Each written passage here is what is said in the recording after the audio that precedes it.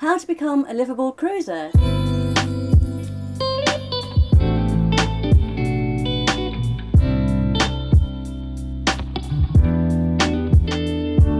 This entire video is dedicated to that very question, a question that we get asked all the time across all our social media. So basically in the future, whenever we get asked any of the questions we're going to cover in this video, rather than answering each question individually, we can direct you to this video. And we are also putting together a guide, a comprehensive guide for all you want to be liveaboards to accompany this video. And we'll give you some more details on that later on. So it's very simple really, isn't it, Jamie? It is. You just buy a boat, you slip the lines and you're done. So there you go. Yeah, thank you very much. See you later. No, that's not fair. That's obviously a very simplistic answer. But one of the biggest concerns for most people is actually making the leap. It's making the leap, and this video is all about how to help you make the leap. And we're going to do that in 7 stages, aren't we? Throughout this video, we've got 7 pointers for you. And they are: what is a liveaboard? Why become a liveaboard? Who can become a liveaboard? The psychological leap. Getting experience. Learning from the experts. And financing the liveaboard life. Many of us simply fell into this cruising life. It wasn't anything planned, it just happened. But there are many others who meticulously plan and work on it for years until they're ready. What is a liveaboard? For our definition here, it's anyone that lives on a boat. It could be a canoe, a super yacht, or anything in between. And whether you live on it for 1 month, 3 months, 6 months or 12 months, you are living on the water, so you are a liveaboard. So why become a liveaboard? Here are some ideas for you. I think the most important one is to unplug from the matrix, and if we could summarise that in one word, it is freedom. It's the freedom to move around whenever you want to make your own decisions as to where you're going to go and who you spend your time with. Now obviously you're going to be dealing with bureaucracy and officialdom as you move through different countries, so you will have to deal with that. But I think ultimately it's that freedom of not having someone breathing down your neck telling you what to do and when to do it. We do it to meet new people on other boats and new people around the world in the local areas that we visit, which is a huge part of the enjoyment for us. Another good reason is to try new food. Oh yes, one of our favourites. We've tried things from Turkey to India to Thailand to Indonesia. We've tried all kinds of food and we're hoping that we're going to try loads more. Lots of us want to do it because we want to sail on the open ocean. But you do have to remember as a liveaboard that that's only a very small fraction of the time. Most of the time you're cruising between destinations along coasts and from island to island, which is also good. Whilst you're doing all that cruising, of course, there's fishing. Even if you don't like eating fish, I'm sure there'll be someone else on board who will appreciate your efforts. So fishing is definitely for us, it's definitely up there as a reason to live aboard. Yeah, and if there's no one on the boat that likes it, get a cat, because the cat will really like the fish. And finally, living on a boat and travelling around the world is a really great way to keep your brain active. There are essential skills you have to learn. Essential skills like how to tie knots, navigation, plumbing, electrics, engine maintenance, all of those things you are going to have to know how to do. But on top of that, you've got a whole host of other skills that you can develop in your free time. Yeah, I mean, we've really taken up blogging and vlogging, as everybody knows. You took your photography to another level. I got involved in writing, and I now write for several magazines. People do bird watching. They learn about the underwater, snorkeling, diving. You learn languages as you go around the world. There are lots of things. All of these things will keep that grey matter ticking over. So who can become a liveaboard? Well, we're not going to sugarcoat this for you. There are 2 very important things. The first is to actually have that will to make the psychological and the physical leap onto a boat. And the second one is money. Yes, you do need money. You can't do it on a shoestring. Although we do know someone who has sailed around the world on a 34-foot boat on a simple nurse's pension, and they did okay, but it's not easy, and a little bit of cash can take you a little bit further. We're going to talk a bit more about finances in a moment. But first, we just want to cover off some other topics that might help you decide if you are a liveaboard. The first is health you've got to be healthy. Sailing is it's a very active pursuit, so you do need to have the ability to get up and down the companionway, to jump on and off the boat, and to deal with emergencies as well. You have to think about age. A lot of people worry that they're too old. Now, we have met people in their 80s who are still sailing around the world, and the man was playing in a five-a-side football tournament when we met him in Turkey. So age is in your head. It's how old you feel and how healthy you feel. And in fact, I think people who are a little bit older are at a slight advantage, that youthful arrogance can sometimes get you into trouble. And the final consideration in this point is sex. Yes, sex. Doesn't matter whether you're man or woman. Sailing is gender neutral. There is no reason why women can go off and sail on their own as much as men can. And in fact, I met a young French sailor in her 30s only recently who was going off on a big trip east towards the Philippines, and she had lots of people helping her out, which was great. Obviously, you will meet some dinosaurs along the way. Unfortunately, sailing like anywhere else in the world, you will meet that. So be prepared for that. But yeah, it's a gender-neutral sport. So next up is the psychological leap, and this is a very big hurdle that we've already talked about, so let's discuss that in a bit more detail. For a lot of people, family, friends and finances, the 3 Fs, are what hold a lot of people back.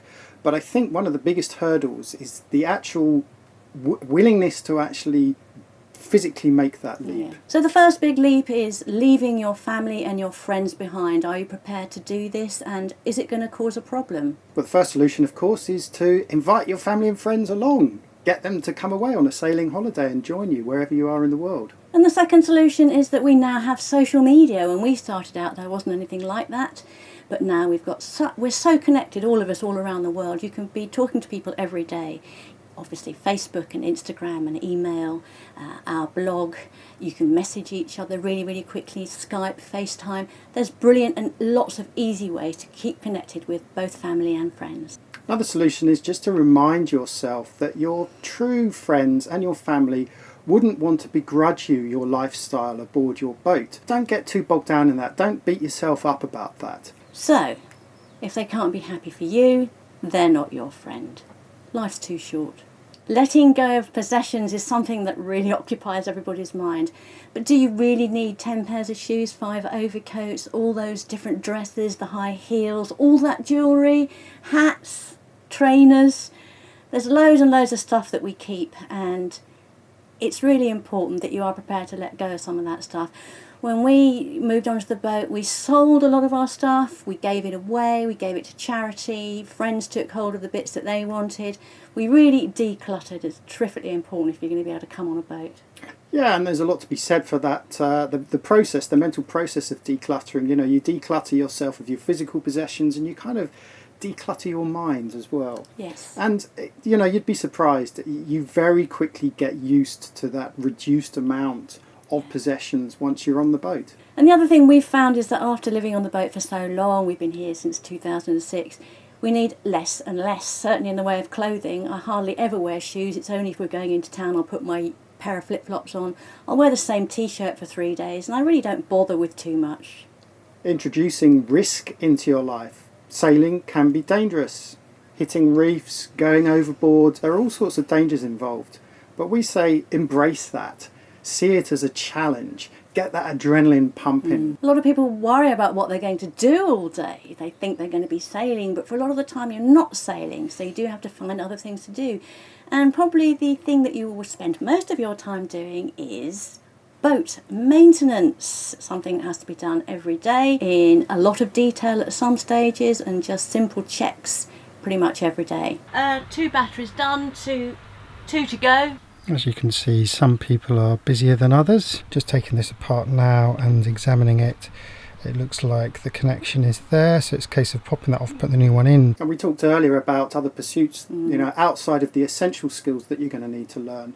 And it's very easy to fill up your day pursuing those new and existing interests. We don't have enough hours in the day to get done all the things that you and I want to do we? If ever you find yourself saying, I'm bored, you obviously haven't moved on to the boat yet. The next thing to think about if you're considering becoming a liveaboard is to gain lots of experience right now. First obvious thing to do is to join a local sailing club if you have the opportunity to do that. And if you can't do that, or in addition to, then join people on their boats, become crew. The more skippers you sail with, the more you're going to learn how to do it and sometimes how not to do it, to be honest with you. And you can always take sailing courses. They are brilliant. They are a brilliant way to learn. And the other thing that's great is you've got the instructor on board with you. He can't get off. So just keep pummeling him with questions. You can learn a lot that way. Learn from the experts. There is no such thing as a stupid question, and believe me, I've asked a ton of them. Especially online, there are really good forums out there. There's the YBW forum, there's Cruisers forum. Yeah, American one. And of course in recent years we've seen Facebook as well. There's a lot of sailing groups out there. Yeah. So there's a plethora of online information out there for you to ask your dumb questions. And don't forget, ask other sailors, skippers you work with and work for, and if you ever get the chance to see a sailing instructor and talk to them, then do so. Finally, books. There are so many books out there with masses of information. In fact, we did a little piece on our favourite books, so have a look at that video and have a look in the comment section below because people have come up with loads of other suggestions for books that we all need to read. Financing the liveaboard life, that is the question we are asked about most often, and it is one of the most difficult questions to answer because everybody has different needs and different expectations, but we're going to go through a few points right now. Yeah, as Liz says, it does depend on your expectations and your needs and your wants. And we know plenty of cruisers that do cruise on a budget. Some people sail without an engine, so they get rid of the engine repair costs. Lots of cruisers do their own repairs. They become experts at sail making, sail repairs, that kind of thing. So, you know, there are ways of saving money by budgeting carefully and cautiously in a lot of areas. Of course, many of us liveaboards need more than that, so we're going to just go through a couple of things now. You want to charge smartphones and laptops all day long. Well, you're going to need solar. You might even have a generator. You might want to have showers on board every day and maybe run a washing machine as well. You're going to need a water maker. And for every extra item you add to the boat, the costs are going to go up. Not just the initial cost, but the running costs and the maintenance costs for each of those extra items. But know this, whatever you've saved and whatever you've budgeted for, it's never enough. So while you're trying to work out some kind of budget for this life, here are a few things to think about. Firstly, marinas. Leaving your boat in a marina or living on your boat in a marina for any length of time is expensive. It's much cheaper to live on the hook. Don't forget that some parts of the world are a lot cheaper than others. It's going to be a lot cheaper to eat and drink on your boat than it is to go on land to do that. However, I'd say in Southeast Asia and India, it's on a par. It's probably almost cheaper to eat out. Yeah, so it's quite a sociable thing to do. Internet connectivity can be expensive. And you have to think about things like insurance. This is an annual premium you've got to pay every year, and that can be a lot of money. And the other thing also to think about is trips home. You may want to be going back to see your family and friends at certain times of the year, and depending where you are in the world, that can be an expensive business, and it might also entail having to leave your boat in a marina. So try and think of all these things that you're likely to be doing in your life while you're living on your boat. And of course, many things can and will go wrong on the boat. So in a way, you've got to be prepared for these, but more often than not, there's no planning for these. These things often break down at inopportune moments and when you least expect it. Engine just cut out. We're just floating. We've lost oil pressure.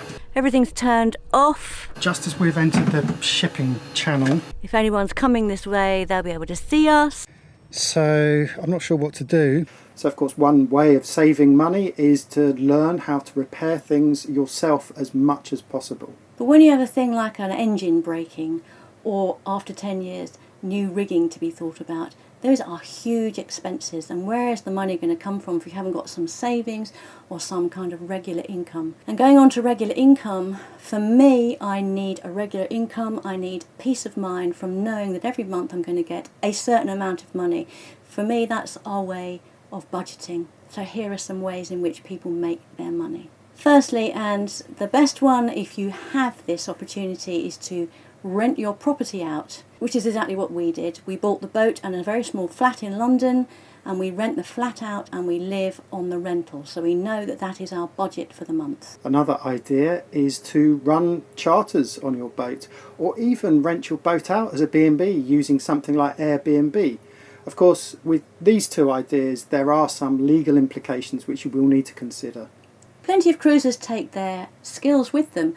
Anything from hairdressing to engine maintenance to any kind of carpentry. Those kinds of skills that other yachties are really looking for. It is a way to make a little bit of money and perhaps even get employment as you go around the world. Yeah, and find a niche as well. So if you are good at electrics, then perhaps find a niche with NEMA 2000 installation, or navigation equipment, something like that, which you become an expert on. Finally, a lot of people think that they're going to be able to live on a boat, vlog about it, and make enough money from the vlogging through Patreon and advertising and so forth. This is something we really want to warn against, for lots of different reasons. Firstly, it is an extremely difficult business now. When we first started, there were only 2 or 3 other bloggers doing it.